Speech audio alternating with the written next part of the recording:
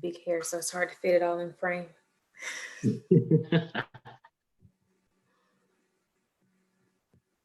All right, we should be on.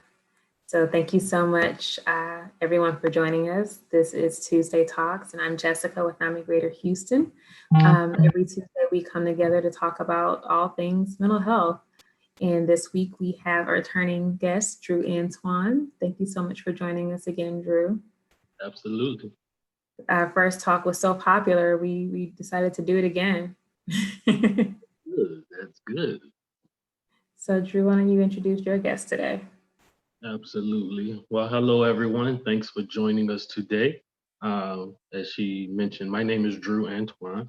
I am a whole bunch of things, but most importantly, I am someone with a great passion for helping others, especially those who suffer with a mental illness, and just being able to offer them help, resources, information, whatever it takes, so that they know that they're not in this journey alone. I have my very special guest, my friend, my brother, Dr. Richard Harris. He and I have been working on several different things, but he also is one of those that have such a great passion for helping everyone. That's why I'm assuming he went into medicine, because he wanted to be able to offer help to those who needed it. And I'm grateful that he's taken time out today to talk to us, to give us information, to share with us some things that we probably did not know. And hopefully it is helpful and beneficial for many people. So without further ado, please welcome our special guest, Dr. Richard Harris. Thank you for having me, Dreux, and I appreciate it, Jessica. And to everyone that is listening, thank you so much for taking time out of your busy schedules to invest in your health. And that's something that I always talk about with my clients, with anybody who listens to me, that an investment in your health always pays dividends. So a little bit about my background. I actually grew up in a household where all the members of my household had mental illness, or have mental illness, because it's something that they still struggle with. And so this is something that is a topic that is near and dear to my heart, because I watched my mom go through anxiety, depression, PTSD. My dad go through severe social phobias and depression, and my sister go through PTSD, bipolar disorder, substance abuse. And really how I was able to help them through holistic means get themselves out of that through some of the things that we're going to talk about today. So I'm going to share my screen here. Okay. Give me a thumbs up if you see the screen. Okay. We see it. Perfect. Okay. So we're going to be talking about how you can holistically treat mental health. And I'm a huge component of the body being able to heal it proponent of the body being able to heal itself if you put it in the right situation to let it heal. Because myself and other practitioners have seen that over and over again. So a little bit about me. I am an internal medicine physician. I'm also a pharmacist, and I used to work at a large conventional practice. I hated it. I don't like putting people on medications as a first line therapy. I didn't like only having, an average of 7 minutes to talk to people about these things. So I left that practice and started my own holistic online practice. And now I'm able to do everything I wanted to originally do as a physician and truly help people, and only use medication as a last resort. And we'll talk about that. Mm-hmm. So the outline for today, we're going to go over a brief science and overview of some of the physiological changes that happen with mental illness, why the holistic approach is necessary, and then what is that holistic approach? Like, what am I working with my clients about? So historically, mental illness was stigmatized. If you had mental illness, it was a defect. Something was wrong with you. We needed to get you out of society. And people were put in asylums. They were exiled. It was terrible. And what we know is, for our health, the social isolation, the hazard ratio. A hazard ratio is basically the risk of a bad thing happening because of something else. The hazard ratio for death, mortality, what we call in science, for social isolation is higher than smoking. Being socially isolated is literally the worst thing that can happen to our health. And we'll talk about that more in a minute. So we had people with mental illness, and we were further harming them by isolating them from society. And then we had radical treatments. like lobotomy. And so what they did for a lobotomy was they would put a pick in right around the inside of your eye and drill into your brain and basically whisk like an egg beater your frontal lobe. Your frontal lobe is our executive decision making. This is why we like roses are red and violets are blue. This is why we like Monet and some of these other things. It is what essentially makes us human. It's what allows us to do higher order processing and thinking. And if you change your frontal lobe, you'll change your personality. And this is evidenced by a case called Phineas Gage. Phineas Gage was a railroad worker. And what happened was a tragic accident. He had a railroad spike shoot through his skull. Now he lived.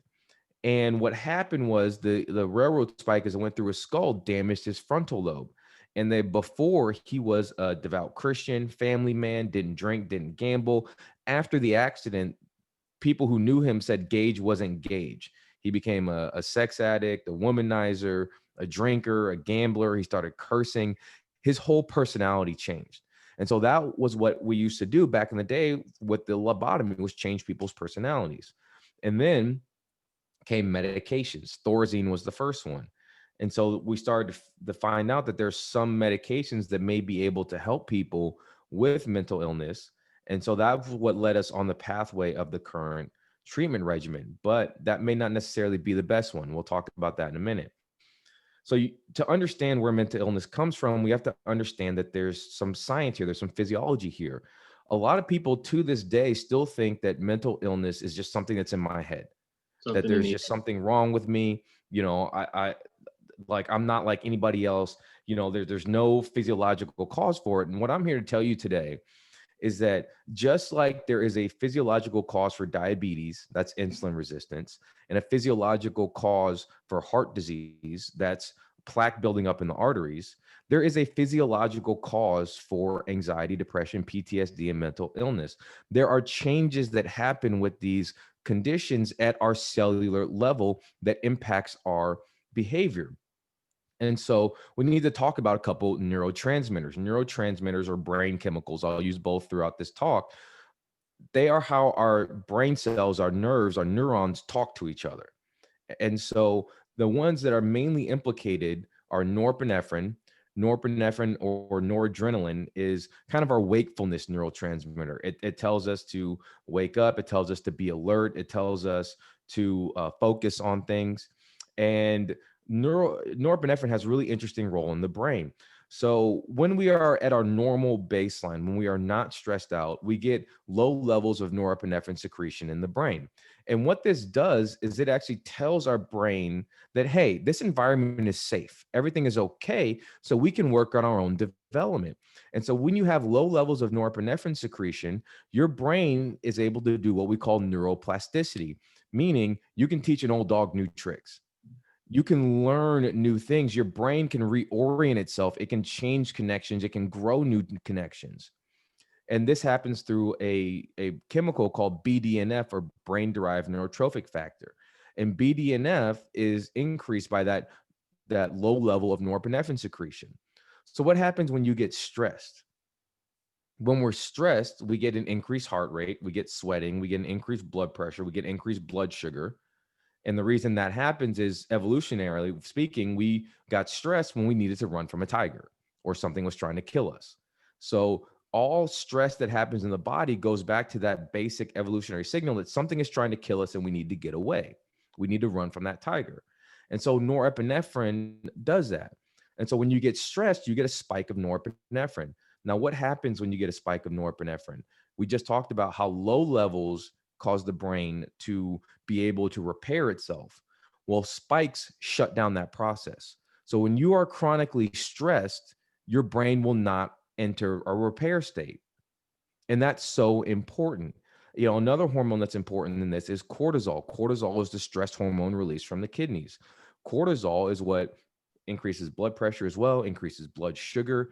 Cortisol sends out signals for us to eat junk food.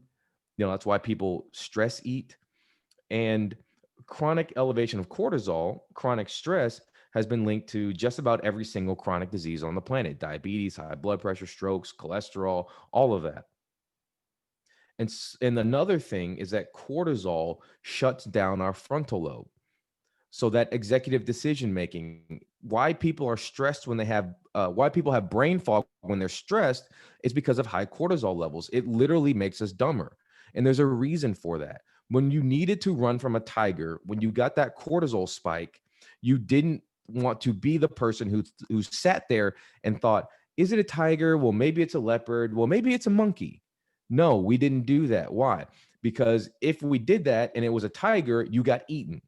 And so we have the genes of people who just ran because they were the ones who survived. And so those mechanisms are still in place. So we talked about norepinephrine, we talked about cortisol, dopamine. Dopamine we think of as the reward neurotransmitter. Dopamine is why we seek out things that are pleasurable.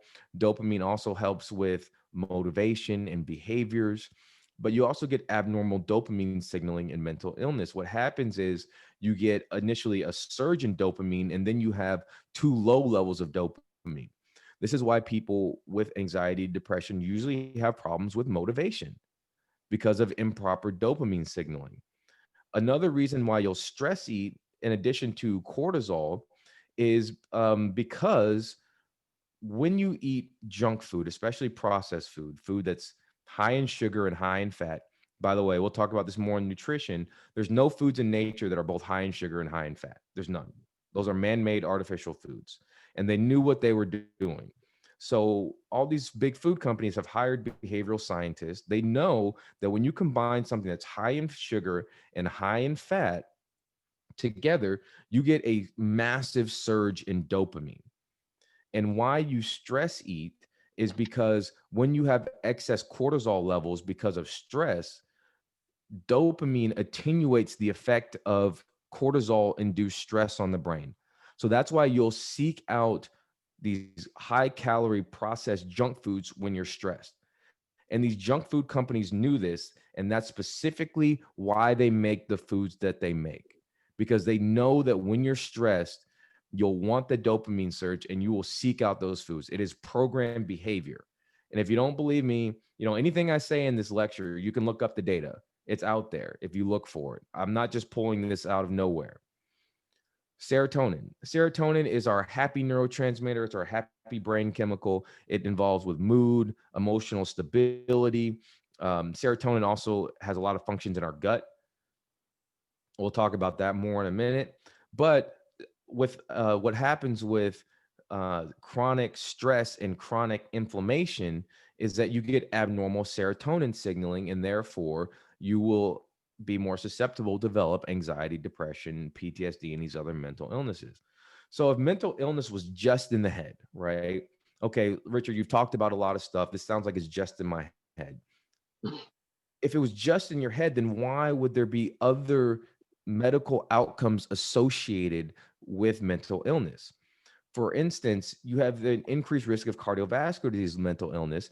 And if you have depression, there are far worse outcomes if you develop another medical condition, far worse.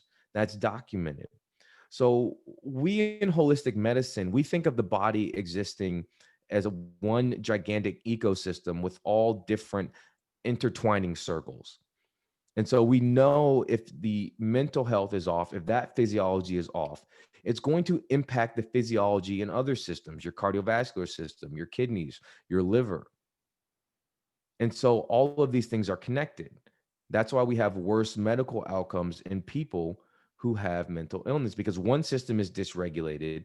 And if one system in the body gets dysregulated, it's going to cause effects in other systems as the body tries to compensate. So how do we diagnose these things? Clinical examination. There are medical questionnaires like the GAD, like the PSQ. These are questionnaires that you'll see in the physician's office. Interestingly enough, during May and June, because of COVID, screening for depression and anxiety went up 457% and 407%. Massive increase in screenings for anxiety and depression during this time period because of the economic stress, the stress of COVID, possibly losing loved ones to COVID, having lost loved ones to COVID. So we are in the middle of a mental health crisis right now that is not widely being talked about. Lab work is very important because there are some things that can mimic mental health problems, but really it's a problem in another system. And this could be anemia. That's very common. Low vitamin D, extremely common. 42% of the population is low in vitamin D. That goes up to 64% of Hispanics, and 82% of African Americans are deficient in vitamin D. Vitamin D deficiency is a large reason why we've had worse outcomes with COVID in this country. You know, if you're vitamin D deficient, you're 54% more likely to get COVID. 80% of hospitalized patients have low vitamin D. And one study showed that supplementing with vitamin D decreased your risk of going to the ICU if you were hospitalized with COVID by 97%. It's dramatic how vitamin D is important. Vitamin D is actually a hormone. I just did a podcast on this. I'll have some more information about my podcast later, but it's very important for our overall function. A lot of times you'll see deficiencies in B vitamins, and that's not uncommon these days because processed foods are not food. They are food byproducts. These foods have been chemically transformed, sometimes even with gasoline. If you're eating canola oil, you're eating something that's been transformed by gasoline. Doesn't sound that great for your health because it's not. They've been transformed by high heat and chemicals, and these destroy the nutrients, the antioxidants in the food. And then they add synthetic antioxidants, which actually have been linked to health problems like BHT. And then we're eating a lot of calories, about 500 more calories than we need a day, but we're not eating a lot of nutrients. And so your body doesn't know that, it can't tell you that, hey, I need more B12, eat a steak. It doesn't work like that. But your body will tell you cravings and say, hey, I'm craving this. That's your body trying to tell you it needs nutrients. Food companies knew this. They put artificial flavors in foods to trick your body into thinking it's getting nutrients. But when it's not, it'll tell you to eat more, even though you've had enough calories. It's telling you to eat more to get more nutrients. And so B vitamins is common. This is actually common with medications.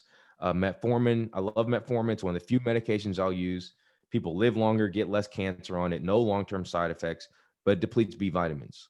So you see a lot of diabetics who get neuropathy and depressed, and they get put on other medications when really they just need a B vitamin supplement. Birth control, this happens all the time. Birth control depletes B vitamins. And a lot of these B vitamins are necessary to make our neurotransmitters, those brain chemicals I talked about.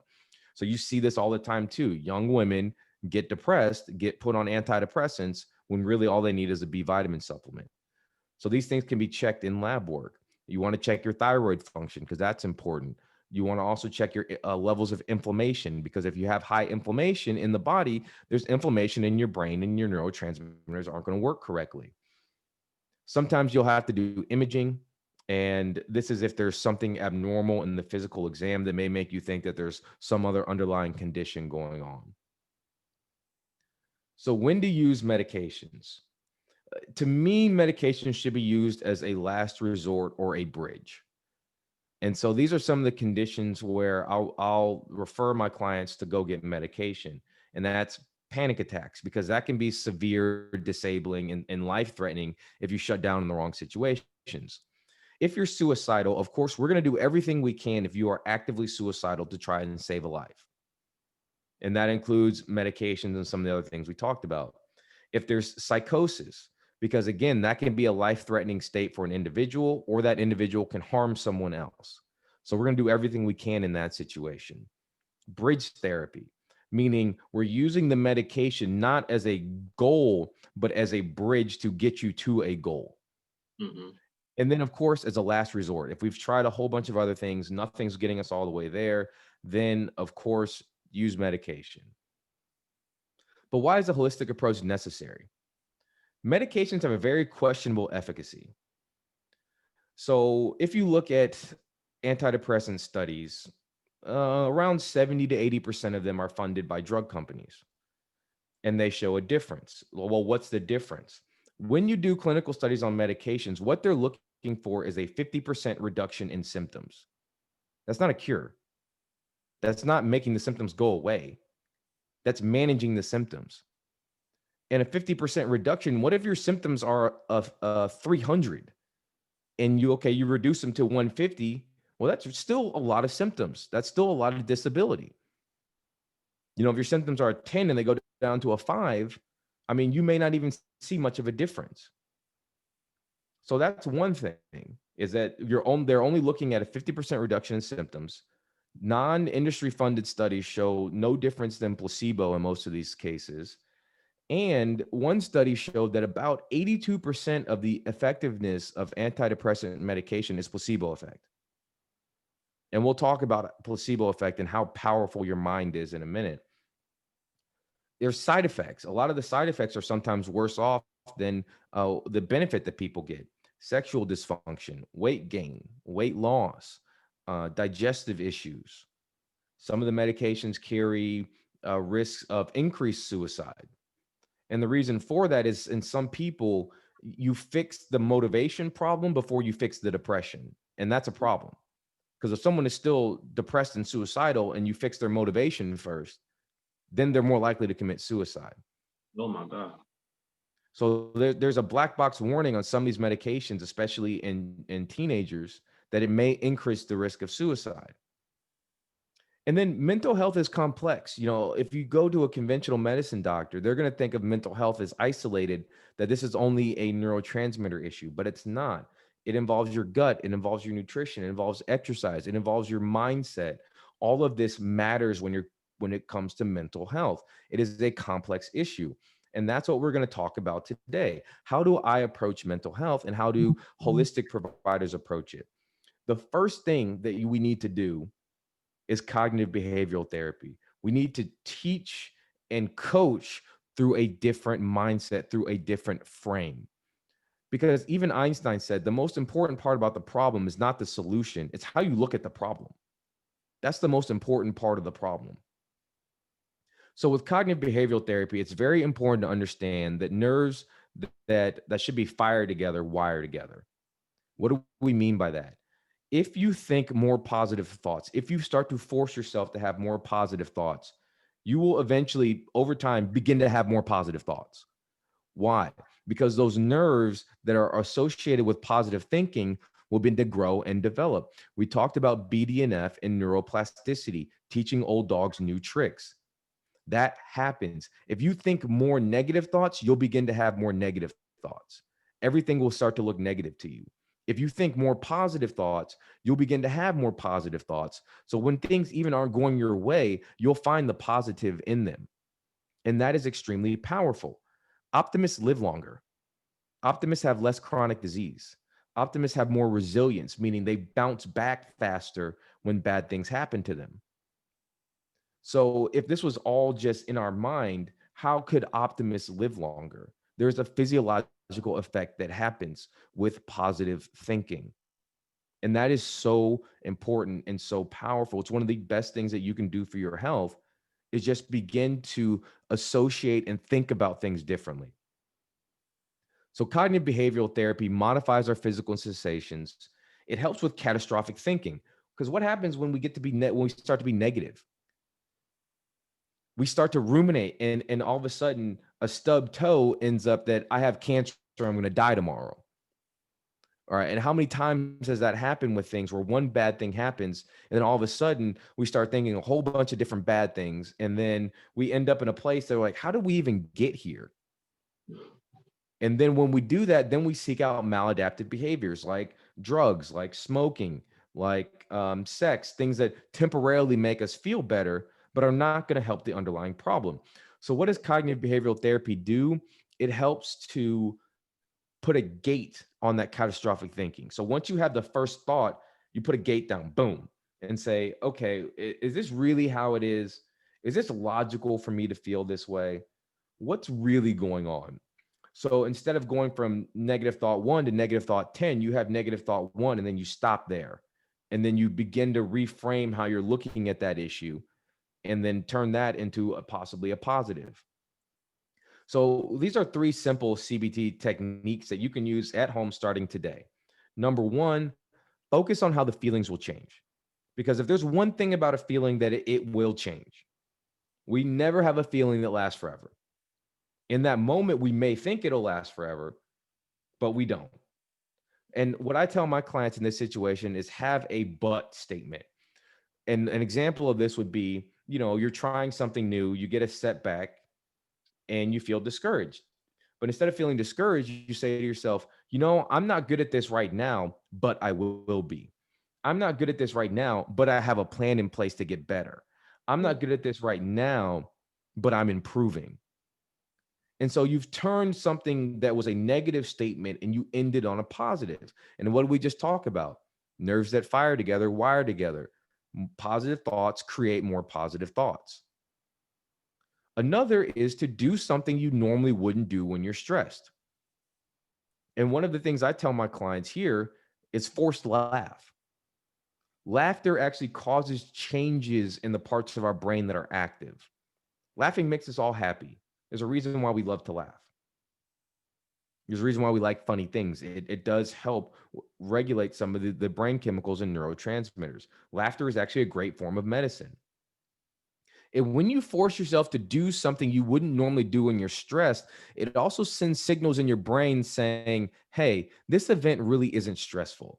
I don't have to have all the red flags up and the guards on high alert. I can calm down. Mm-hmm. And that will change the neurotransmitter expression, change the stress hormone expression. And the third thing you can do as far as a quick CBT technique is what we call chase things down to the logical conclusion. Meaning, if a negative thought pops in your head, like, oh, Brad doesn't like me. And then think of yourself, wait a minute, that doesn't sound right. Why do I think Brad doesn't like me? What has Brad done that I know that shows that he doesn't like me? What has Brad done that shows that he does like me? Oh, there's a lot of things that he's done that shows that he likes me. I don't know where I was getting this negative thing from. And so you just ask yourself questions: how, what, when, where, why, until you can't ask questions anymore. And you've gotten down to the logical conclusion, which will oftentimes be completely different than what you initially thought. Daniel Kahneman, who's one of my favorite authors, has a book on this called Thinking Fast and Thinking Slow. So we have a fast cognitive system that looks out and interprets things in our environment without us being aware of it sometimes. And what can happen is that fast system can be wrong. It's a ballpark system. It's a guesstimation system. And that system goes to our amygdala, our reptile brain, and then goes from there out to other sites in the brain and causes actions. Well, I don't know about you, but when I'm thinking about something, I don't want my reptile brain active. I want my frontal lobe, my cortex, my higher level decision-making center active. And so that's why you have to slow down sometimes, ask yourself questions, and that engages the frontal lobe, the system two, what Daniel Kahneman calls the thinking system, the slower system. And that system is more accurate and more precise under most situations.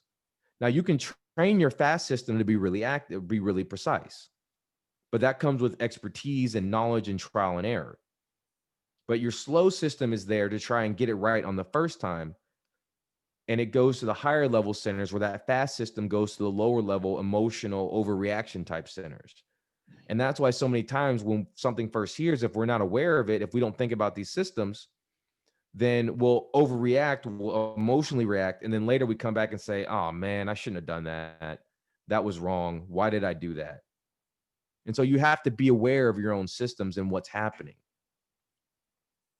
So we already talked about a lot about nutrition. Nutrition is the most important thing that we do on a daily basis regarding health. Nutrition is the king of wellness. And if you're going to take anything away from this talk, anything, the most important aspect of nutrition is just eat real foods. I tell my clients, if it doesn't walk, swim, run, or come from the ground, don't eat it. If it comes in a box, don't eat it. I teach about label reading. Pick up labels if you're buying stuff that has more than one ingredient. Ideally, you should buy stuff that doesn't have a label. Broccoli doesn't have a label. Brussels sprouts doesn't have a label. Blueberries don't have a label. Right? We know what they are. We exactly know what it is. I pick up a strawberry. I know that's a strawberry. But you pick up some processed food and you need a PhD in biochemistry to understand what you're even eating. There'll be like 2 real ingredients and then a bunch of chemicals. I don't even know what all these chemicals do or what they are. but I know that they're probably not good for my health. A lot of them aren't. And the US does a really poor job at protecting consumers. We have the worst consumer protection laws when it comes to food. Go to McDonald's in Europe and look at their ingredients on their burger. It's going to be like 6 ingredients, and you can clearly recognize all of them. A burger here at McDonald's has 37 ingredients, and like 35 of them are chemicals. And so what do you think those chemicals are doing to our bodies? It has been shown that for every 10% increase in processed foods you eat, you have a 14% increased risk of early death from all diseases. 70% of the average American's intake is processed foods. 60% of Americans have one chronic disease, 40% have two. We are a diseased, sick country. You want to know why COVID's so bad here? Because 60% of Americans, adults, have a comorbidity that puts them at severe risk for bad infections. 80% of cardiovascular disease is preventable. That's the number one killer. 80 to 90% is preventable. Cancer, 40 to 45% is preventable. I think it's actually probably higher than that. They only look at a small subset of the things we look at in holistic medicine. Diabetes, type 2, 80 to 90% is preventable. Lung disease, 80 to 90% is preventable. Alzheimer's, 40 to 45% is preventable. And again, Alzheimer's, I think it's much higher than that, because if you look at they only look at a small subset of behaviors that we look at in holistic medicine.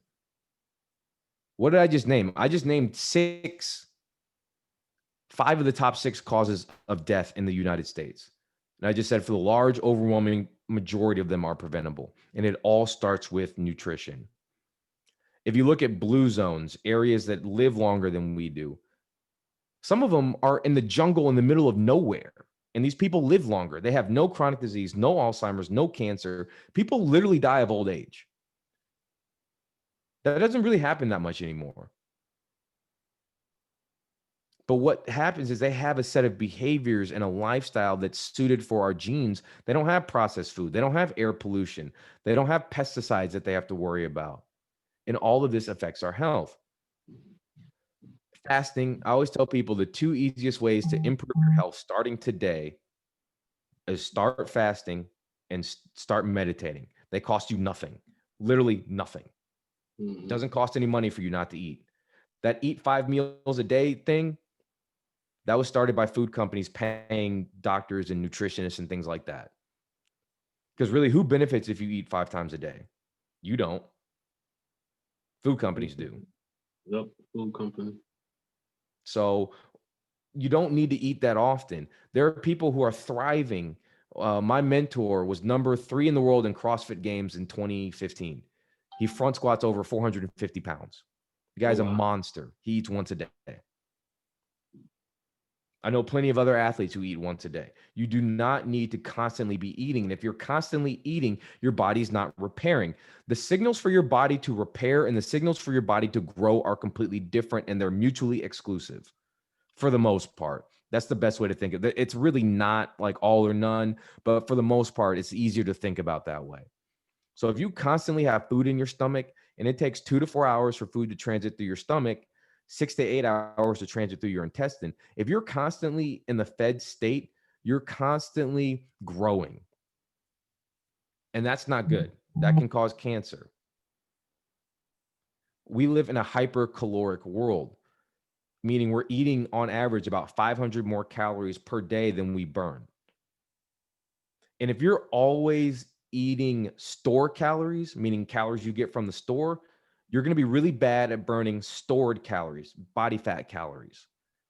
Marathon runners, people who are lean, have about 40,000 calories of fat stored on their bodies.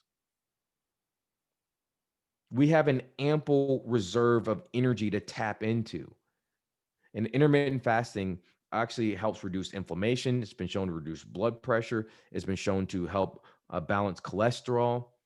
It's also been shown to make us smarter. Intermittent fasting has been shown to improve your cognitive abilities. So it helps regulate the brain chemicals and neurotransmitters I talked about. And a ketogenic diet can be helpful in this as well. You tend to get higher serotonin levels. Adenosine, which is another neurotransmitter, which helps with relaxation on the ketogenic diet. So that's something that I've recommended to clients. Gut health. Gut health is so important to your mental health for a bunch of different reasons. But the easiest and most simple way to think about this is you have a big nerve called the vagus nerve that runs from your head to your gut. You have a two-way highway between your head and your gut. This is why people with gut problems tend to have more mental health issues. People with mental health issues tend to have gut issues. What happens when you're anxious? You get bubbling in your gut. You get anxiety. You feel like you have to run to the bathroom, diarrhea all the time. Why? Because chronic stress changes what happens in your gut. So from an evolutionary perspective, when you had to run from a tiger, you wanted to have as little weight on you as possible. So stress tells you to evacuate your lower bowels. That's why people with chronic stress tend to get diarrhea and irritable bowel and sensitivities to food. Now, what that happens with that also is it tells your bowels to evacuate, but it tells your stomach not to empty and not to squeeze. So what happens there? That's why you get abdominal pain and bloating with chronic stress. So this changes from a physiological perspective what is happening inside your body in your stomach. And if you have inflammation in your gut, again, your body exists in a cohesive system. That inflammation gets transmitted to your liver. Gut says, hey, liver, we're inflamed. Liver says, I got you. I'm going to send the signal. Liver to brain. Hey, brain, gut's inflamed. Watch out. Okay. And then you get inflammation in your brain. People with Alzheimer's often have gut issues. And there's multiple studies that have shown that dysbiosis, abnormal gut bacteria, increase our risk of developing Alzheimer's. So you have this gut-brain axis. It's linked. You cannot heal your mind without healing your gut, and you cannot heal your gut without healing your mind. So our microbiome, our gut bacteria, help us digest foods. They help us fight off infections. They help make precursors to the brain chemicals. And that's something that's not very well known, is that a lot of the precursor proteins and molecules to our brain chemicals get made in our gut by our gut microbiome and then transferred to our blood, to our brain, where they get made into the neurotransmitters. So eating a lot of processed foods, chronic stress wreaks havoc on your gut. It changes the gut microbiome, the gut bacteria concentration, to one that's pro-inflammatory and adverse to our health. Processed foods do the same. Improper antibiotic use. One of the best things that you can do for your health is do not run to your doctor every time you get a cold for antibiotics. 90% of those upper respiratory tract infections are viral. Antibiotics are doing nothing for you. They're killing your gut bacteria and they're giving you placebo effect. It takes 6 months for your gut to recover after a course of antibiotics. And there's so much pressure on doctors to do something now that we are inappropriately giving people antibiotics when we know that they're going to do nothing. If you want something, go take a sugar pill. You'll feel better. Signaling. The gut has signaling functions, meaning it sends signals to other microbiomes. So like your gut bacteria talk to your mouth bacteria, which talk to your lung bacteria, which talk to your skin bacteria. They all talk to each other and let these other microbiomes know about their status. The gut microbiome also exchanges signals with our immune system. You have tons of immune cells in your gut. And if there's gut inflammation, those immune cells are going to travel to other places and say, hey, we're inflamed. It's also going to dysregulate your immune system and make you more susceptible to infections and autoimmunity. You know, autoimmune disease is at an all-time high now. Those blue zones I talked about, they don't have autoimmune disease either. And then digestion. You're going to have improper digestion if you don't have proper microbiome, because they help us digest things that we can't digest. And you'll see this all the time. You fix someone's microbiome, it improves their digestion, and those symptoms go away. We always need to prioritize sleep. And this is something that we don't prioritize in this country, because we say things like, you know, team no sleep. I'll sleep when I'm dead. I don't need sleep. You need sleep. Right. Sleep But is when your body. Dr. Harris. So we're running behind on time. So what we want to do is make sure that people have your information so that they can reach out to you to see the rest of the presentation that you have and all of the information that you shared with us, they'll be able to have access to that. So would you go ahead and just allow people the opportunity to know where they can connect with you, your social media or email, so people Yep. can reach out to you? We do want Yep. to allow Absolutely. people who have questions the opportunity to ask those questions in the time that we have left. Sure. So my podcast, I talk about a lot of this stuff. The Strive for Great Health podcast. You can find it wherever you listen to podcasts. And then also my contact info, my email, it's Dr. Harris at the ghwellness.com. I have a website, the ghwellness.com. It contains link to my podcast and all my other materials, my webinars, everything. And if you're looking for a guide on lifestyle medicine, the stuff I talked about, like what behaviors I need to do on a daily basis to keep myself healthy, I have a wellness course that goes into all of this at the ghwellness.teachable.com, or if you go to my website and click programs, and you can use promo code CDM 2020, and that's 20% off all my programs. So I do that for everyone who I speak for. I give them 20% off my wellness programs. That's awesome. That's awesome. Yeah, you've given us a lot of information to go over and to think on. So I definitely want to allow people to ask questions to you. You know, since we have you on, if there's anyone with any Just get to questions, the good part, Dreux. we just want to make sure we're giving people the time that they need so that they can get those questions asked. So if anyone has questions, please, ask Dr. Richard or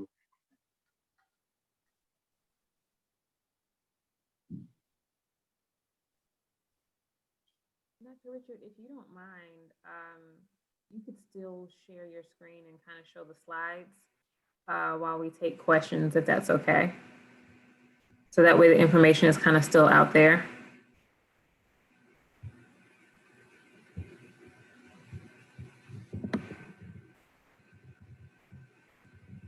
So I don't see any questions yet from Facebook. Lots of, hey, this is great information type comments, because it's such valuable information. And also, I do want to say, although Dr. Harris speaks to a holistic approach, this is in no way speaking negatively about your choices to take medication. We don't want people to feel that there's ever a stigma on taking medication. If you joined us earlier, you did see that there were definitely circumstances that he listed, like, hey, and it comes down to it. If you got to take your medicine, you got to take your medicine. If it helps, get you out of these crisis situations, then do so. Because I know that there is also a stigma attached to medication for mental health. And so we never want anyone to feel like we as an organization or individuals are deterring you from getting the help that you need, whatever that looks like. And I definitely want to also co-sign what he said about, changing your diet, exercise. We were just getting into the importance of sleep and how your body works together. I was telling them on Facebook, like, sometimes I feel like you were talking directly to me. It's like, okay, I know. Okay, I'll do better. Tracy does have a question. She wants to know if there are any specific tips for multiple myeloma cancer patients. Regarding mental health or regarding multiple myeloma in general? I believe it's multiple myeloma in general. Cancer in general it's I would approach it the same way. Now, as far as specifically with multiple myeloma, I would have to look up some of the things I normally use as far as cancer goes to see if it's been effective in cancer. But the same things usually apply. Fasting has been shown to help a lot of different cancers. Your nutrition plan, the ketogenic nutrition plan is used by a lot of us holistic professionals for cancer. Cancer cells love sugar. So if you're eating processed food, if you're eating sugar, you're feeding that cancer. And so what you want to use is a low carbohydrate nutrition plan that is anti-inflammatory. And so that's something that's been used with cancer. Resveratrol, turmeric are some supplements that have been used in some type of cancers. I'm not sure about multiple myeloma. They can be anti-neoplastic, and then a mushroom extract. Some of the mushrooms are actually anti-neoplastic, anti-cancer as well. Oh man, I just switched my brand on which mushroom extract I was using.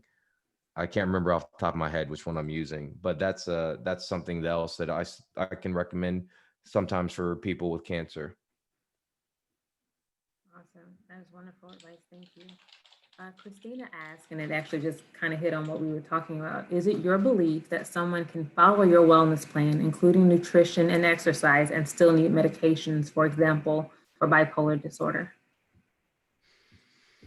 Um, it's possible. Anything's possible, but from what I've seen is that if you have a wellness plan that tries to deal with everything that can dysregulate your system, I've seen people get off a lot of medications for that. And one of my friends is a holistic life coach, and she was on 7 different medications for mental health, changed around everything, and hasn't been on any medications for the last 5 years. Wow. So it is possible that you can do that, that you can take control of your mental health through mindset training, cognitive behavioral therapy, and through lifestyle medicine. Now, that may mean that you may need one medication or a rescue medication every now and then, but it is possible to completely get yourself off medication. We have seen that. And let me also put a disclaimer in. Again, we're not telling you guys to, go off your medications. Definitely work with your healthcare provider to make sure that you're making the transition in a smooth and healthy way and that it's right for you. Don't just drop your meds and decide that you're all better because, you're going to live right, you're going to eat better, and you're going to exercise. I wish it were that simple. But, right, because these changes take months. Right. If to reorient. So the main reason why I see people fail is because they give up too quickly. It takes 25 years for your brain to develop. Your changes take a minimum of 90 days before your body even starts to really adjust to them. And like you said, don't suddenly stop taking your medications. There's a lot of medications that you can't suddenly stop because you can run into some really gnarly issues and side effects if you stop taking them, or you can have significant rebounds if you stop taking them. But what you need to do is talk to a provider who's willing to work with this on this issue with you and have a plan for titrating off your medications. Awesome. Thank you so much for that. Jennifer is asking, can you share how anemia and iron supplements impact mental health? Yeah, so anemia, a lot of the problems with mental health issues, like let's say, for instance, ADD, right? ADD didn't exist 65 years ago. It just didn't exist. There was no ADD. ADD came about because we feed kids garbage. What the heck are fish sticks? Processed Right? fish. And so the problem is that your body is not able to generate enough energy, and therefore in an energy starved state, you're going to have dysregulation in those neurotransmitters, and it's going to lead to issues. So anemia is the same thing. If you are anemic, your body basically has a transport deficiency.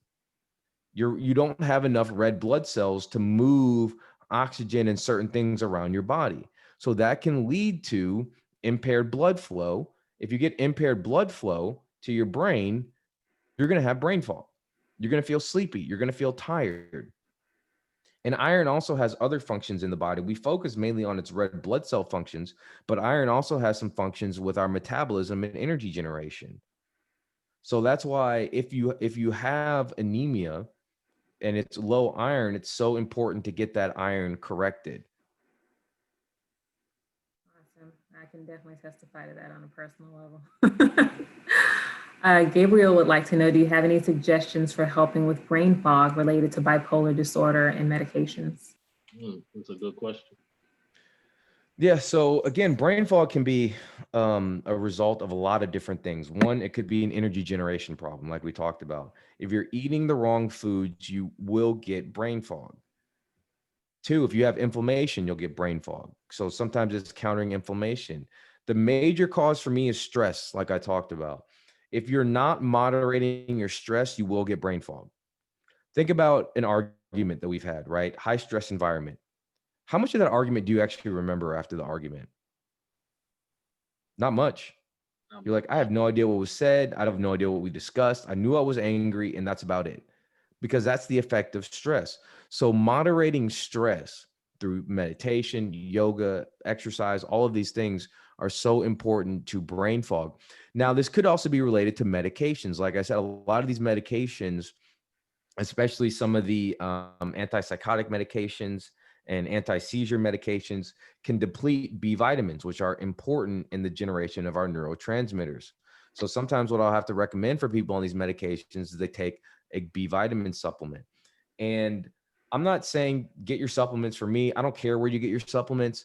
If you get supplements, make sure it says CGMP or NSF on it. Otherwise, you have no idea if you're getting cornstarch or a supplement. I can literally bottle baking powder, put it in a capsule, put a label on it, call it anything, and it's legal to sell. The companies that do NSF or CGMP pay other companies to test them so that they can say that they have been independently tested, they have what they say they have in it, and they're not contaminated by heavy metals or other things. Wow, that is intense. Tiara would like to know, do you know how long it takes? Do you know how long it takes for depression to subside after you stop taking birth control, or is that possible? Yeah, it's possible. Again, the hormonal issues with birth control can take some time to balance out. It can take 6 months or more for your hormones to balance out again after you stop taking birth control. Now, also, if the birth control depleted your B vitamins, and if you don't supplement a B vitamin supplement, that could take some time too. So, um, again, every human is different.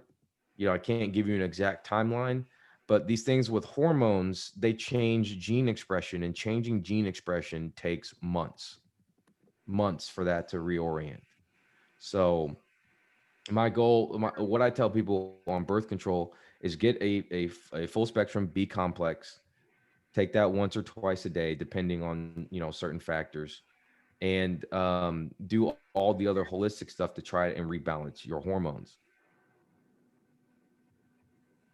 Great, thank you very much. Tracy would also like to know, what is the biggest or first thing you would suggest to improve gut health? Nutrition. Avoid the processed foods and eat the rainbow. The studies on so there's I'm okay with people being like vegan and carnivore and things like that. The problem is when you limit a class of food, it decreases your gut health diversity. And you need a diverse range of bacteria in your gut to be healthy. So for people with medical conditions, I often tell them, yes, it's good to be plant-based, right? Usually for me, 50% or so of my plate is vegetables or fruits. But if you really want to focus on your gut health, you have to eat meat. And now the quality of meat matters. You want grass-fed, grass-finished meat, meat without antibiotics. If your meat is fed grains and processed stuff, then you get inflamed cows. And if you eat inflamed cows, you get inflamed. So I typically recommend a website called Eat Wild. Eat Wild displays local farms that you can purchase your meat from that have sustainably raised meat. And you'll notice a dramatic difference in the taste. And that meat is actually healthy for us. Awesome, thank you very much. So I have a question, actually. A lot of the changes that you make, or that you're suggesting that we make, for instance, grass-fed foods, that stuff is expensive. So what do you suggest for people who may not have the resources um, to access the healthier foods, or to access the providers that are willing to work for them, to access better medications and more appropriate medications for their illnesses? What do you say to that audience? The first thing I say to them is illness is expensive, right? You can spend Also your very money true. getting healthy, or you can spend your money getting sick. Which one would you rather spend your money on? I'd rather spend my money preventing illness than spend my money reacting to illness. That's number one. Second, it's a big misconception that it's dramatically more expensive to eat healthy food. The data shows that on average, you can do it for about $1 to $2 more a day, depending on what you're eating. All right. And the thing is, people think that when they eat healthy, they're going to consume the same amount of food. You won't. You'll consume less food because you need less food because it's more nutrient dense. Right. So you won't be as hungry. You won't eat as much food. You can go pound McDonald's 6 times in a day and still be hungry and have gotten 5,000 calories in. But if you eat 400 calories of broccoli, you're not going to be hungry. So that's one thing. Two, if you're more plant-based, you can do this without spending significantly more money. That's another thing. Two is I tell people, do a financial audit. Find out how much money you're spending on stuff that's actually degrading from your health. How much money are you spending eating out? How much money are you spending on cigarettes? How much money are you spending on alcohol? Right. Again, how you look at the problem is more important than the problem itself. And if you need to free up money, there's ways that you can probably free up money. And it may be difficult. It may be hard, but the system is stacked for you to get sick. We spend 18% of our GDP on healthcare. That's the number 2 driver of our economy behind energy. There's a vested interest in keeping people sick. So there are ways that you can do that. If you can't find a provider who's willing to work with you, just keep asking around. There are people in your area that can work with you. And look this stuff up yourself. Follow the holistic doctors online, like myself or Dr. Mark Hyman or Peter Attia, or there's a whole bunch of people out there that post content online. A lot of the stuff you hear me talk about, I post educational videos for free out there that can get you started. And all of this information that I learned myself. I didn't go to a class. I learned through the internet and through reading studies that are freely available. And I know plenty of other people that never went to a holistic doc that treated themselves, but they went to find the information, they tested it out, they looked at the research themselves, and they spent nothing and cured themselves. And just to piggyback off of what Jessica's question was, reach out to your local food bank. Here in Houston, our Houston Food Bank has taken the healthy approach. So they're providing more healthy options. So the fresh fruits and vegetables from local farmers are now available at the Houston Food Bank. So if you're viewing from another area, then my suggestion would be to reach out to your local food bank to see what options they have available to help kind of offset some of the costs to switch over to a more healthier diet, if you will. It is kind of costly depending on the area that you're living in, but like Dr. Harris is saying, it's probably worth it to spend it to take care of yourself versus coming back at it trying to purchase medications and whatnot, which we know can definitely be more expensive than buying a $5 piece of greens. So reach out to your local food banks. There are local programs offered for senior citizens, elderly people, disabled.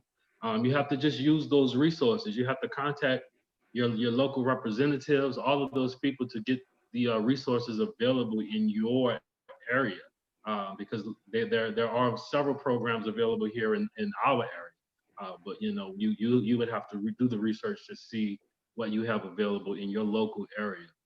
So that's definitely one option that I would recommend, is just reaching out to the food banks, because like I said, they are offering more healthier options these days because they've partnered with many local farmers and markets. So they may be a great resource for you guys.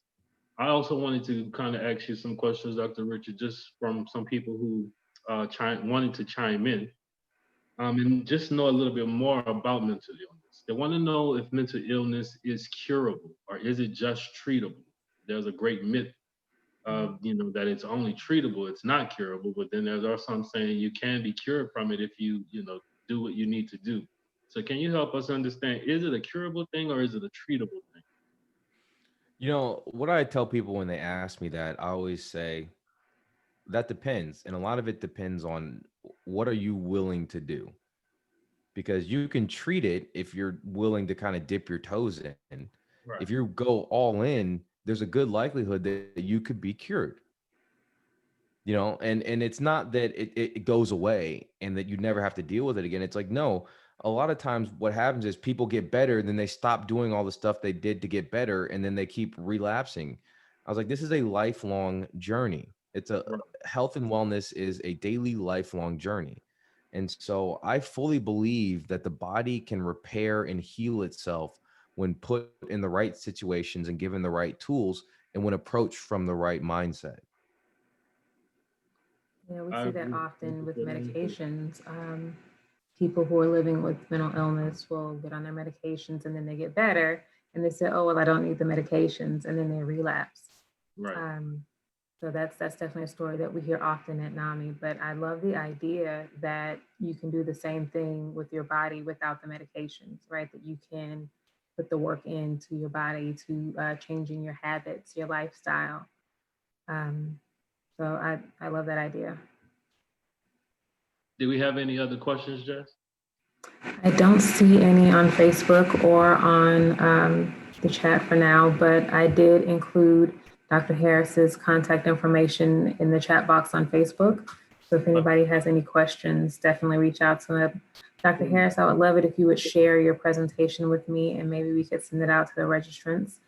I know it's not quite the same without your thorough explanations, but it's still such a wealth of information.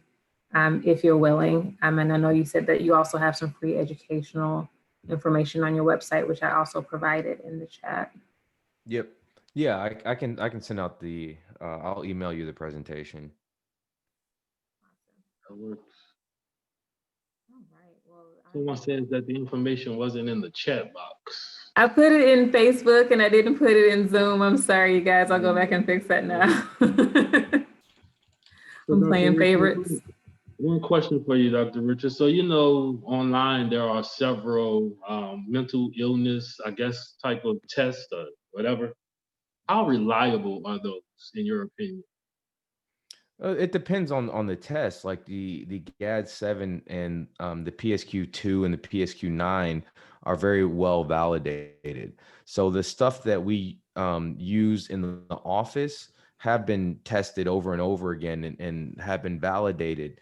Now, some of these other calculators online and things like that, it depends on what they're based on. You know, so again, take it with a grain of salt. If you always want to look up what the guidelines are, the DSM manual is kind of the overarching large reference for all things mental health. And then, look for reputable resources like um, medical societies, like psychiatric societies, things like that, places where you can find links to reputable testing, reputable information. That's typically what I would recommend on that regard. Gotcha. Could you tell me again Thank the you name for of your that. podcast? Do we have any other Dr. Harris? questions, Jess? Am I on mute again? Oh, could you tell me the name of your podcast again? Strive for Great Health podcast. Strive for Great Health. So I could do this all day. I could finish our conversation. I could ask you to finish your PowerPoint. It's such great information. I really wish we had the time to dig more into it. I really appreciate you making the link between mental health and physical health. I think so many of us have a tendency to keep them separate and treat them separately. When it's not. We are one person. We are one body. Our brain, our heart, they're all connected. And thank you so much for helping explain that connection, because I know people like me, I need to understand the why, the how, right? We go to the doctor all the time and they say, oh, it's just stress. And you think, no, it's, this is something real that's happening to me. What do you mean it's just stress? But the stress is real as well. The stress is real and it's something that's happening to you and it's affecting your body in so many ways. So again, thank you so much for sharing that with us. And I cannot wait to talk to you more. To our Facebook audience, thank you so much for joining us, as well as our audience on Zoom. I would like to personally say that this is going to be my last Tuesday Talks with you all. And I have enjoyed this so much. You all have no idea my initial intention this is something I started in the beginning of COVID, and my hope was just to keep the lines of communication open with the community, give people a little hope, a little insight into what's going on. And you guys have helped me. You guys have helped me so much. The information that I've gotten from my guests, the support that I've gotten from the audience, and also just knowing that every day, even if it's just one person, we've gotten through to one person. I've been able to help one person with our conversation. So thank you all so much for this journey, for joining me on this journey, for joining me in these conversations. And I wish you all well. Thank you again, Dreux, for being our guest. You always come through with the hitters. It's good to know people. It's good to know people. It's good to know people. I'm so glad that we've crossed paths. Richard, same. You were just a gem and a wealth of information. And I'm sure that NAMI, as an organization, and I personally will be reaching out to again. So thank you so much for taking the time to speak with us today. You're obviously very, very busy, I can tell. Yeah, you're welcome. Thanks for having me. I appreciate it. You're very welcome. So I will say adieu to everybody. And again, thank you all so much. Bye-bye. Bye-bye. Bye.